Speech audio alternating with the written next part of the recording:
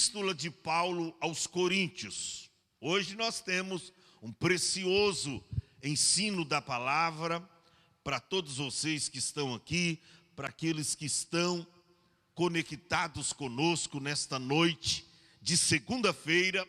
Palavra de Deus que está na primeira epístola de Paulo aos Coríntios, no seu capítulo 1. E o versículo de número 2. Glória a Deus. Primeira epístola de Paulo aos Coríntios, capítulo 1, versículo de número 2. Todos encontraram, digam amém. Diz assim: a igreja de Deus que está em Corinto, aos santificados em Cristo Jesus, chamados santos. Repita-se após mim: chamados santos, com todos os que em todo lugar invoca o nome de nosso Senhor Jesus Cristo, Senhor deles e nosso. Diga amém. Glórias a Deus. Meus irmãos, que linda é esta palavra, podeis tomar assento. Quando Paulo escreveu à igreja de Corinto, dizendo: a igreja de Deus. A igreja é de quem? De Deus. A igreja de Deus que está em Corinto. Que está em Corinto. Seria a mesma coisa hoje Paulo escrever, sabendo da existência da igreja aqui em Mongaguá. Paulo escreveria dizendo: a igreja de Deus que está em Mongaguá, aos santificados em Cristo Jesus, chamados, o quê? Santos. Meus irmãos, escute bem isto. O grande problema das igrejas hoje, escute bem isto, os maiores problemas que a igreja enfrenta hoje é que as pessoas buscam a mão de Deus, elas não buscam a face de Deus. A maioria das pessoas hoje, chamadas cristãos ou chamados cristãos, elas recorrem a Deus para buscar uma bênção. Elas não recorrem a Deus para ser uma bênção. Elas buscam a Deus por um milagre, mas elas não é o verdadeiro milagre que Deus quer que elas sejam. Elas recorrem à face do Senhor, e às vezes a lista é grande, tem lá prosperidade, cura, milagre, mas lá não tem santidade, obediência, vida de renúncia para com Deus não tem. Então as pessoas hoje, elas estão recorrendo a Deus e elas querem a mão de Deus, mas elas não querem a face de Deus. Elas não querem a face de Deus. E Deus não está preocupado com pessoas que não têm compromisso com Ele. Não adianta você pensar que Deus é bobo e você faz uma grande lista e Deus, todas as vezes que você ora, Deus vai atender, se não todos, mas alguns pedidos daquela lista. E você não tem uma vida ininterrupta de comunhão com Ele. Você não tem uma vida de obediência à palavra. Escute bem isto. Você não tem uma vida de intimidade com Deus. As pessoas estão recorrendo à face de Deus em busca de milagre. Mas as pessoas não estão recorrendo a Deus para viver uma vida de intimidade com Ele, uma vida de obediência, uma vida ininterrupta, naquela estreita comunhão, naquele estreito relacionamento. Deus sabe que nós temos os nossos problemas, mas Deus quer ver o tipo de coisa que nós estamos priorizando. Se as nossas prioridades são as espirituais, porque as que são materiais, Deus cuida de nós, enquanto nós estamos buscando o seu reino. Pastor, mas o que é que eu tenho que fazer então? Eu tenho que procurar, escute bem isso, é o que Paulo estava ensinando à igreja de Corinto. Eu tenho que procurar, como cristão, manter uma vida de santidade e de um estreito relacionamento com Deus. E olha para cá, irmão. Se é algo que eu e você precisa fazer urgentemente, é estreitar o nosso relacionamento com Deus. É você ter mais intimidade com Ele. É você desfrutar mais da sua presença, da sua glória, do seu poder. É você conhecer mais a essência de Deus, porque está escrito: conheçamos e prossigamos em conhecer ao Senhor. Quando Jó chegou no ponto máximo da sua vida, ele diz: olha, Senhor, eu te conhecia de ouvir falar, mas agora, Jó, inserido num contexto de dificuldades e vivendo uma íntima comunhão com Deus, ele diz: mas agora te veem os meus olhos. Antes eu te conhecia de ouvir falar. Deus não quer isso para mim e para você. Deus quer que você desfrute com Ele uma vida de comunhão, uma vida de santidade, uma vida de renúncia, uma vida de um estreito relacionamento com Ele. E por isso está escrito aqui: a igreja de Deus que está em Corinto, aos santificados em Cristo Jesus, chamado santos. Esse texto nos traz, escute bem isso, santificação com duas etapas. Vou recapitular. Esse texto nos traz que a santificação, ela tem duas etapas: a inicial e a progressiva. Inicial, está escrito aqui: santificados em Cristo. Por que santificados em Cristo? Olha para cá. Porque no momento que você aceitou a Cristo como teu Salvador pessoal, Jesus te levou até ao alto do Calvário, no chuveiro da regeneração, e te deu um banho de carmesim. Você ficou limpo, você ficou liberto dos seus pecados. Então, essa santificação inicial, os santificados em Cristo, esta santificação, ela deu início quando você aceitou a Cristo como teu Salvador pessoal.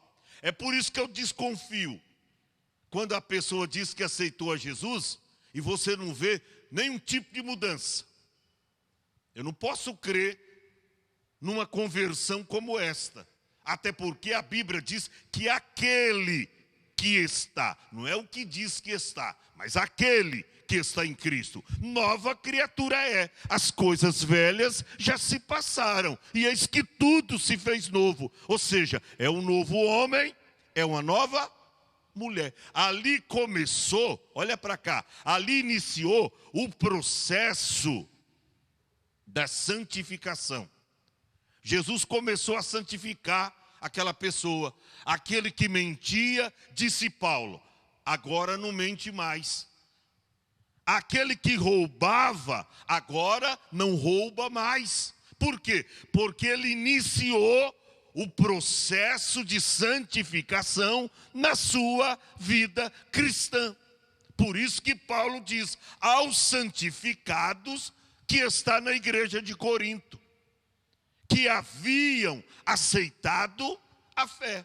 Então, nós encontramos nesse texto, e ele nos mostra, e ele traz aqui a santificação, mostrando aqui duas etapas. A inicial, santificados em Cristo, mas a progressiva está no mesmo versículo, chamados santo. E agora aqui a coisa engrossa.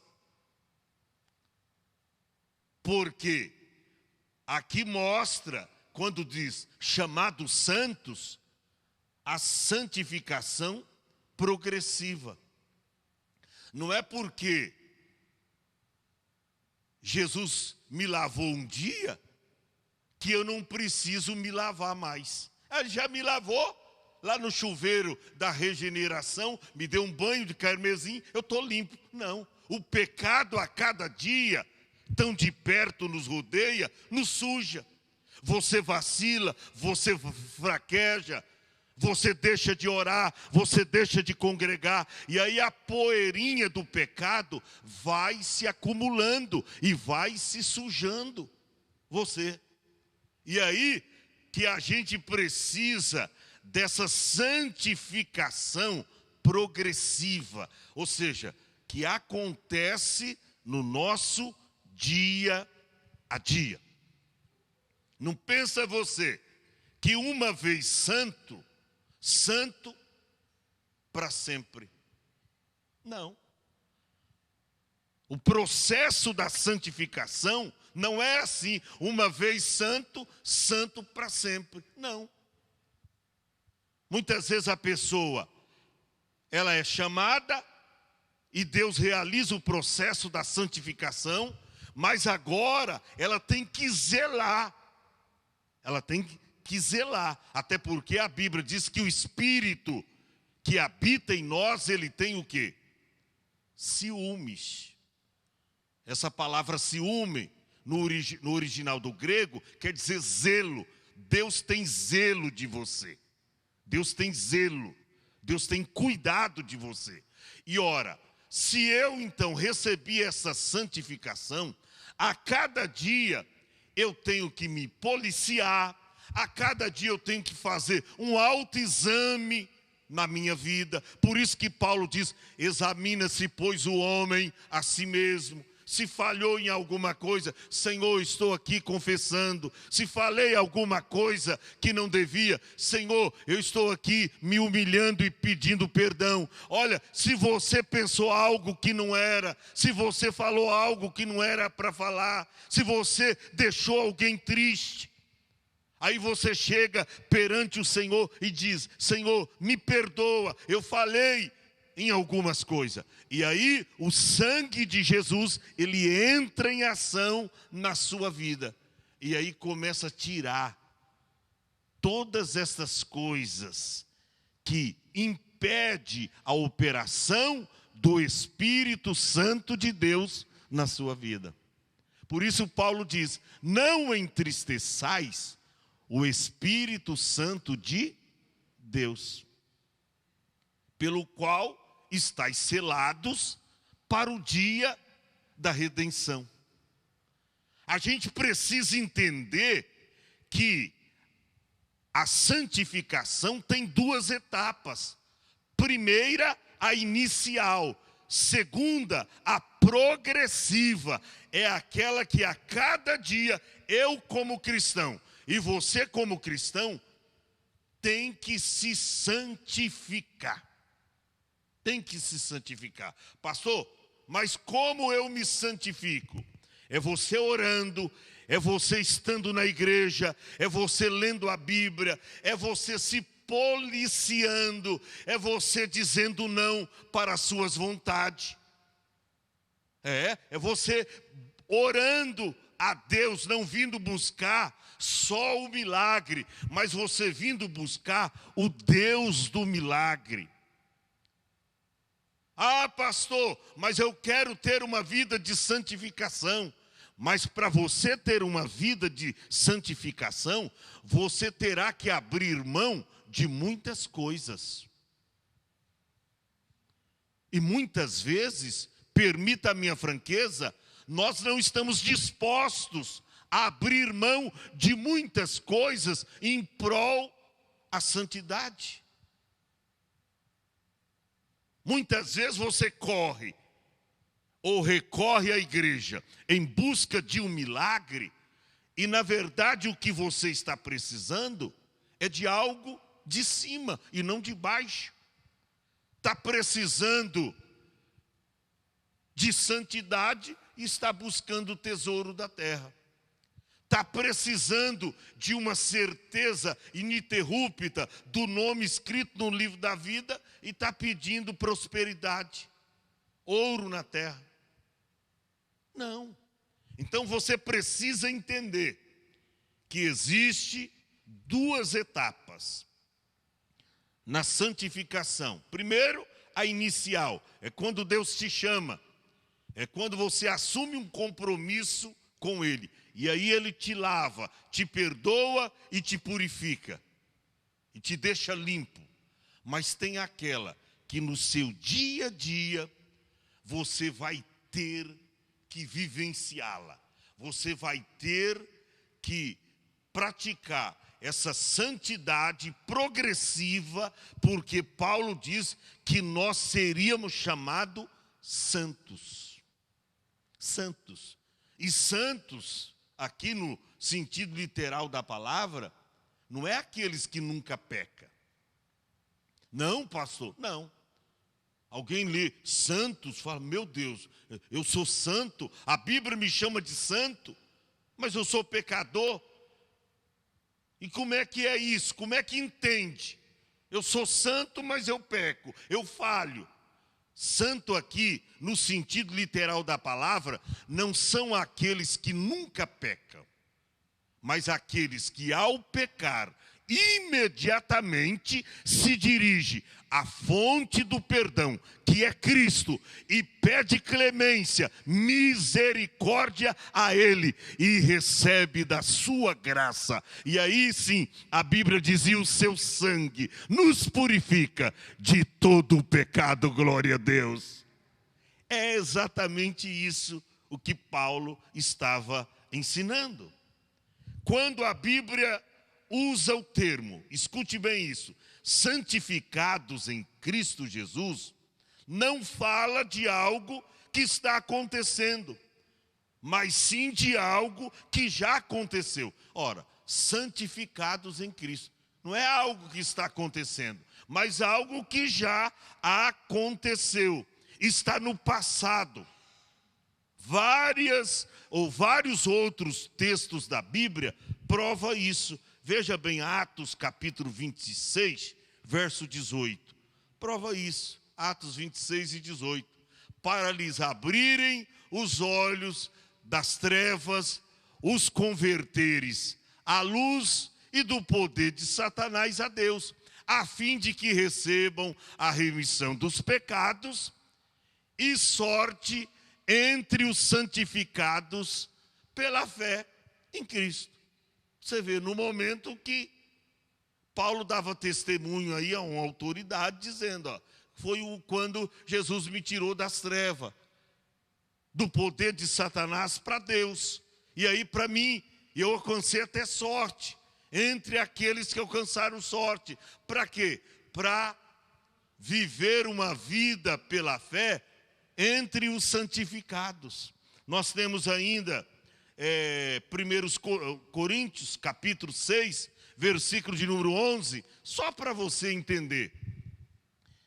E é que alguns têm sido, mas haveis sido lavados. Foi por isso que eu falei que fomos levados ao chuveiro da regeneração.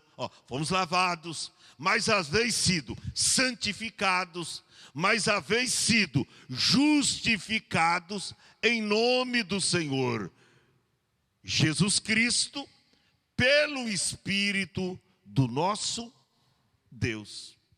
Então, você vê que está falando da santificação que aconteceu no momento que você aceitou a Cristo como teu Salvador. Mas agora, escute bem isso. Isso começou lá atrás, mas deve ser mantido hoje. Você deve seguir esta santificação. Você deve buscar. O que diz a Bíblia lá na carta aos Hebreus, capítulo 12 e o versículo 14? Olha o que diz a Bíblia. Seguir a paz com todos. Seguir a paz com todos. Até aqueles que causam confusão com você. Aquele patrão chato, lá no seu trabalho. Aquele amigo indecente que fica insultando você. Aquela amiga chata que toda hora fica mandando mensagem para você. Não tem? Tem isso. Mas a Bíblia diz, seguir a paz com todos. Essa paz com todos aí, Jesus fala lá atrás, em Mateus capítulo 5, não precisa mostrar agora, deixa aí. Paz até com os teus inimigos, até com os inimigos seus. Alguém que detesta você, que não gosta de você. A Bíblia diz seguir a paz com todos. Alguém pensa, não, mas é só com os crentes. Nananina não, com todos. Tá? Aí não está falando só os da igreja, com todas as pessoas. Seguir a paz com todos. E o que mais? A santificação. Veja bem, o processo começou lá atrás. Mas agora nós estamos no quê? Nós somos chamados santos. Estamos na santificação progressiva, aquela que acontece no nosso dia a dia. Por isso que a gente tem que seguir a paz com todos e a santificação. Como é que está a nossa vida hoje?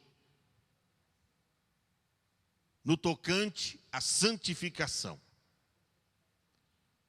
Poderemos ter excedido em alguma palavra? Poderemos ter contado uma pequena mentira. Ah, pastor, mas foi pequenininha, mas eu contei. Mas para Deus não tem pecadinho pequeno, pecadinho grande. Ou pecado pequeno, ou pecado grande. Ou meio termo, não.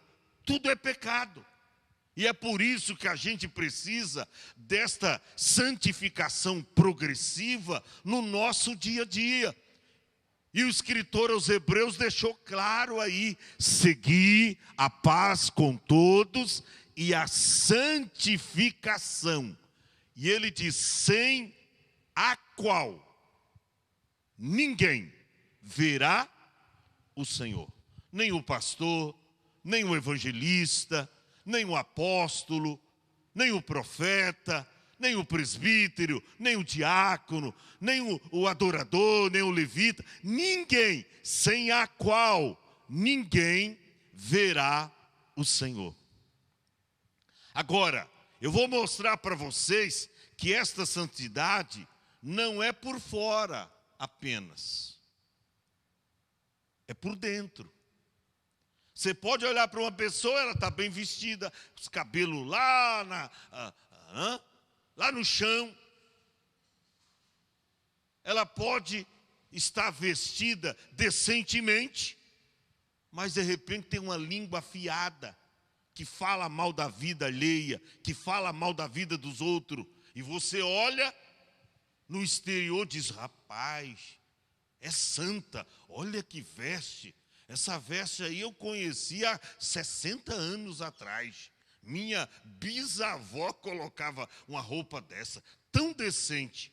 Não é assim que você conhece e que você detecta a vida de uma pessoa santa. A vida de uma pessoa santa você vê no seu dia a dia. Até porque não tem jeito de você conhecer e saber que uma pessoa é santa no seu primeiro encontro com ela. Não. Para você saber que uma pessoa verdadeiramente é santa, você tem que conviver com ela. Porque tem hora que, de repente, você dá uma pisadinha, às vezes até sem querer no pé dela, ou no pé dele, e vamos ver. Vamos ver. Quando você, é a mesma coisa, quando você diz sim para os seus filhos. Pai, eu quero comprar isso. Sim, vai lá, meu filho, compra. A filha vem: mãe, me dá um dinheiro, eu quero fazer uma roupa assim. Pode fazer, que coisa linda. Aí, experimente dizer não. E olha bem para os olhos do seu filho. Aí você saberá se ele é obediente ou não. Não é só quando ele recebe o sim de você. É quando você diz não. Então, como se conhece uma pessoa que vive uma vida de santidade? Não é tendo com ela o seu primeiro encontro, é convivendo. É convivendo, é dizendo não para ela. Tá? Vamos ver como é que vai receber o não. Se vai ter humildade suficiente para entender os momentos, entender as situações, entender as gravidades dos problemas. Então, é desta forma que nós conhecemos. E eu vou deixar isso mais claro e mais contundente para vocês entender. Quando Paulo diz, seguir, na verdade o escritor aos Hebreus, né? Às vezes a gente atribui essa carta aos Hebreus a Paulo, mas isso não está na Bíblia. Foi um escritor, ele demonstra um homem bem já idoso, quando escreveu. Por que idoso? Como é que a gente descobre isso? Porque tem alguns versículos na carta aos Hebreus que ele não sabe onde está escrito, mas ele diz: em algum salmo está escrito. E ele não dá o número do salmo, sabe? Ele fala, está escrito, e ele não fala. Paulo já era diferente, tinha a memória mais exata. Então, se tratava de um homem decrépito, quem sabe um hebreu, já bem antigo, que escreveu a carta aos Hebreus. Então, ele diz, segui a paz com todos e a santificação, sem a qual ninguém verá o Senhor. Irmão, isso aqui é muito profundo. Sem a santificação, está escrito aí, pastor Adão não está inventando nada. Sem a santificação, ninguém verá a Deus. Agora escute bem, o fato do homem é ser tripartido. Que isso, pastor? Tripartido. Composto de 3 partes distintas. Olha o que diz a Bíblia, 1 Tessalonicenses, capítulo 5, verso de número 23. O homem é uma triunidade, corpo, alma e espírito. O homem é tripartido. Tripartido é em 3 partes. E olha como esta santidade tem que atingir todas as partes do homem. Está escrito: e o mesmo Deus de paz vos santifique em tudo. Você já imaginou? O mesmo Deus de paz vos santifique em tudo. E todo o vosso espírito. Por que espírito? Porque a santificação, ela não começa de fora para dentro. A santificação, ela começa de dentro para fora. Não queira mudar uma pessoa que a primeira vez vem à igreja e diz, aqui você não pode usar uma roupa assim. Não faça isso. É o Espírito Santo que vai convencer aquela pessoa a procurar colocar uma roupa decente. Não é você. E não é o exterior daquela pessoa que vai falar por si. Por quê? Porque a santidade ou a santificação, eu já disse que é progressiva e ela não começa de fora para dentro, mas de dentro para fora. A própria pessoa começa a se policiar, se corrigir. Ela diz, não, eu pus essa roupa, mas não está legal. Eu sou uma mulher cristã, eu sou uma mulher que teme a Deus. Essa roupa aqui, está deixando o meu corpo muito sensual. Eu estou olhando para mim aqui, as pessoas vão me olhar e eu não vou me sentir bem. E essa pessoa que tem o Espírito Santo de Deus começa a zelar pela sua santidade que começou lá dentro. Por isso, Paulo escreveu, e o mesmo Deus de paz vos santifique em tudo, e todo o vosso espírito, ou seja, no espírito já começou, foi quando começou esta santificação. Depois ele diz, só espírito, mas também na alma. A santificação na alma. O que é a alma? É a nossa personalidade. Alma é a sede das nossas emoções, dos nossos desejos. Isso é a alma. E a alma precisa ser santa. Não, pastor, eu pensava que só o meu espírito precisava ser santo. Não, a alma também. Porque a alma é a sede das nossas emoções, dos nossos desejos. E quais têm sido eles? Desejos para as coisas de Deus, de servir a Deus, ou desejo de vingança? Hoje tem uns hinos aí que dizem, olha, Deus vai te colocar no pódio da vitória e vai jogar os seus inimigos por terra. Eu fico pensando, isso é hino. Desejo de vingança. Isso não existe, irmão, na Bíblia. Não, o Espírito Santo, ele projetou em nós uma vida diferente. Nós não somos mundanos, nós somos cidadãos dos céus.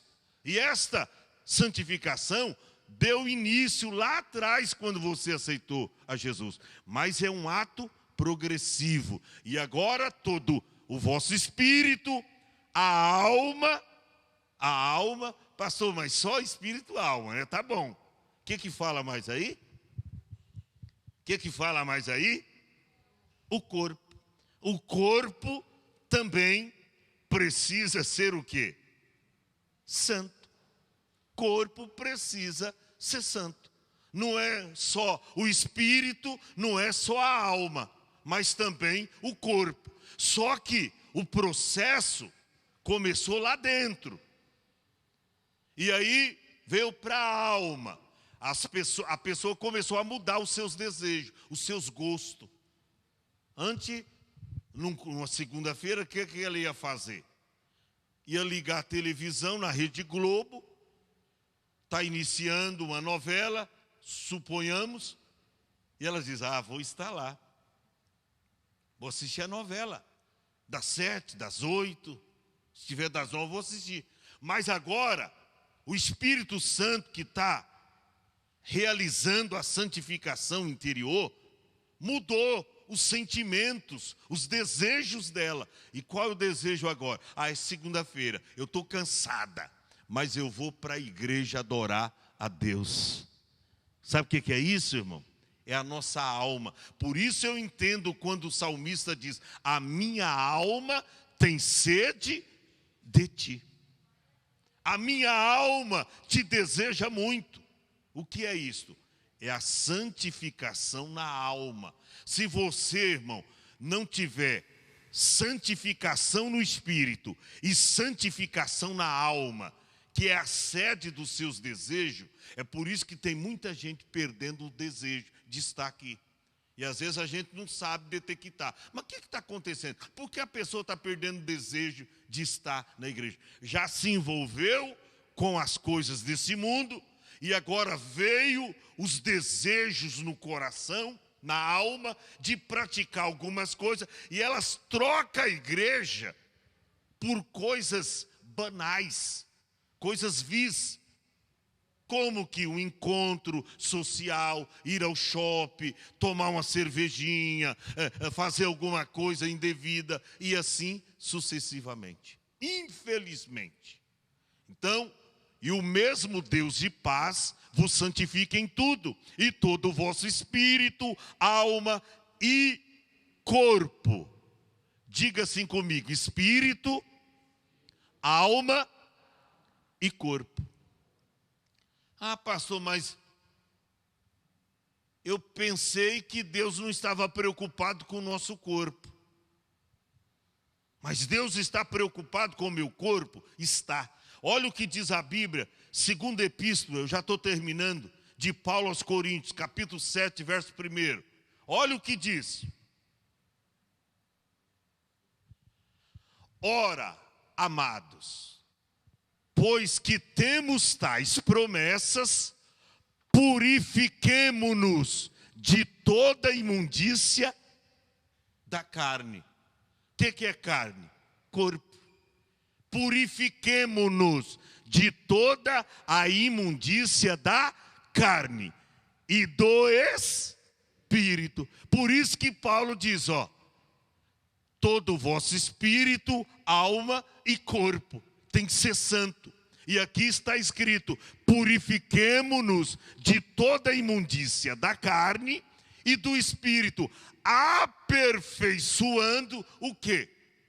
A santificação. Olha, por que a santificação tem que ser aperfeiçoada? Olha para cá. Porque ela é progressiva. Ela é progressiva. Alguém pensa, a palavra santo quer dizer separado. O problema nosso é que no início, quando você aceitou a fé, Deus te separou do pecado. Mas como o homem é pecador, parece que ele gosta de pecar.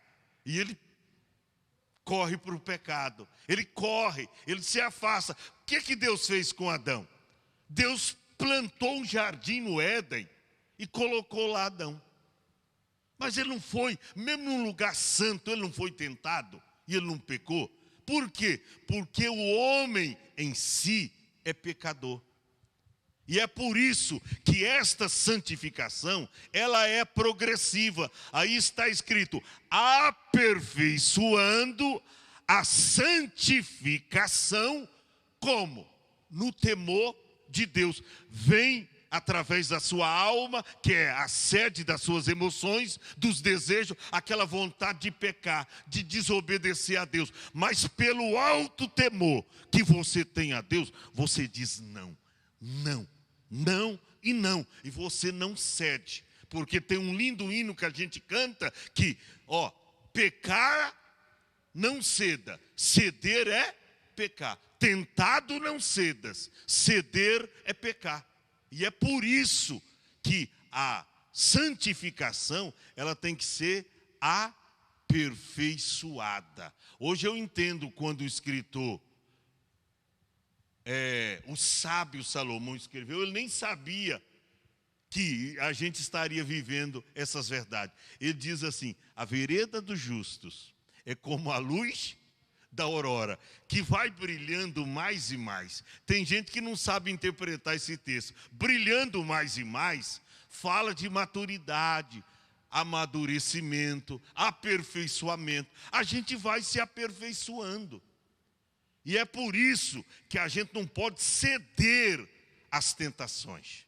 Pastor, eu concordo com o senhor, a gente buscar a santificação no espírito, também na alma. Pastor, mas no corpo, Deus não está preocupado com o corpo, com o exterior. Deus não está preocupado. 2 conselhos de Billy Graham, grande evangelista do passado. Um para o homem e o outro para a mulher. Para o homem, ele disse: evita o segundo olhar, porque você não pode controlar o primeiro, mas você pode evitar o segundo.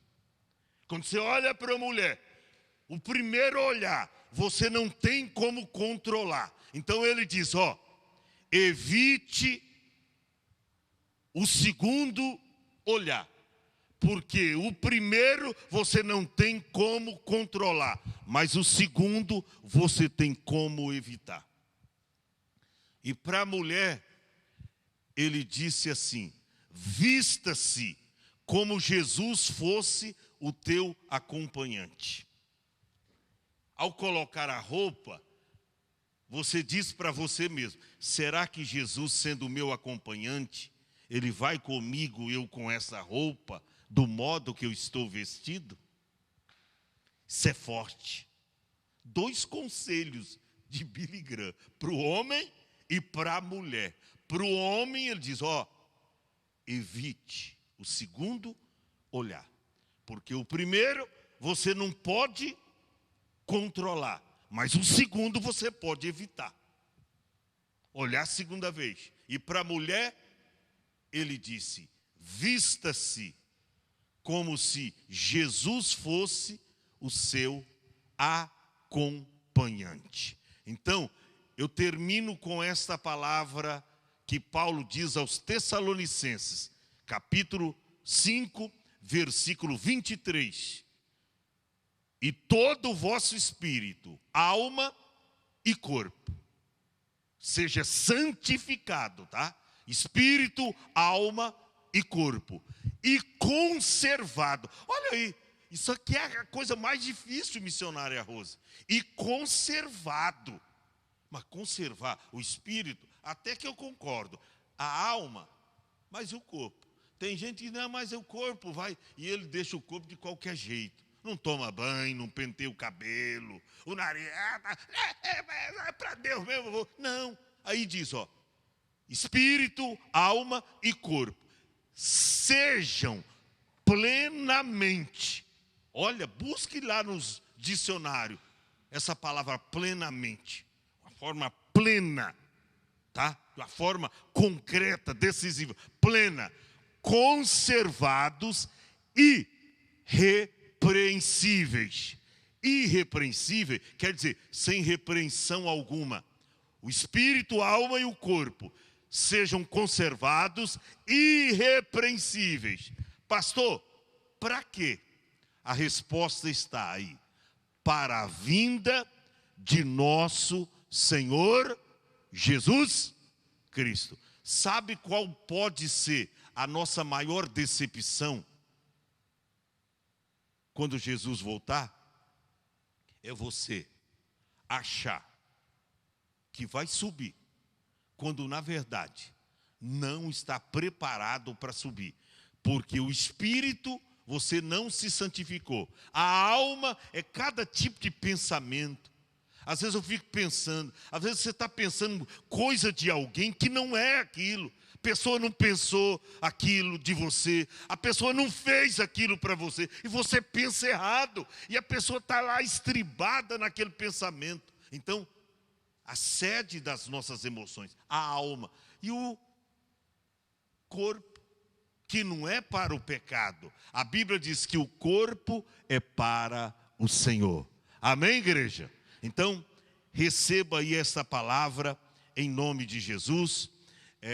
Próxima segunda-feira, então, vai ser muito forte o estudo. Isso aqui já é um começo das delícias que vem por aí. Venha, segunda-feira, não esqueça de trazer papel, caneta, porque vai ser uma noite de grande aprendizado na casa de Deus. Amém? Oração, a pastora está pedindo para o seu primo, Osias, que vai operar amanhã, vai passar por uma cirurgia. Ele tem está vivendo dias difíceis, mas é nosso irmão de fé, está firme com Jesus, mas ele está enfrentando uma luta ferrenha, está lutando contra uma enfermidade terrível, mas em nome de Jesus ele vai vencer. Quantos creem que ele vai vencer? Tanto ele como o Edivaldo Santana está vencendo, esses irmãos vão vencer, os que estão com gripe, os que estão resfriados, os que estão com dengue, os que estão com a Covid. Eu não sei para quantas pessoas eu estou falando aqui, mas Deus está visitando as pessoas agora. Amém? Levante as mãos. Pai, ao término desse culto, mediante tudo quanto nós ouvimos nesta noite, nós queremos agradecer o Senhor pela Tua palavra, pois a Tua palavra é martelo que esmiuça a rocha, que esmiuça a penha. Pai, abençoa todos esses irmãos que numa noite de segunda-feira não ficou em casa e eles vieram para adorar o Senhor. Estaremos aqui permitindo o Senhor na próxima segunda-feira, dando início a um grande estudo aqui da Tua palavra. Pai, abençoa o culto da quarta-feira, da sexta-feira, do domingo. Muito obrigado pelas pessoas que estão na live. Apresentamos a vida do Teu servo, irmão, o Josias, que está ali, Senhor, precisando, Uzias, precisando de um milagre, de uma bênção, e a pastora Ruth está lembrando do nome dele. Tu pode visitá-lo agora e realizar o milagre. Também na vida do Edivaldo Santana, tu pode fazer um grande milagre, curar os que estão gripados, os que estão com febre, os que estão com Covid, os que estão com algum tipo de enfermidade. Que eles sejam curados nesta noite de segunda-feira, em nome de Jesus. E você diga amém. Levante as mãos.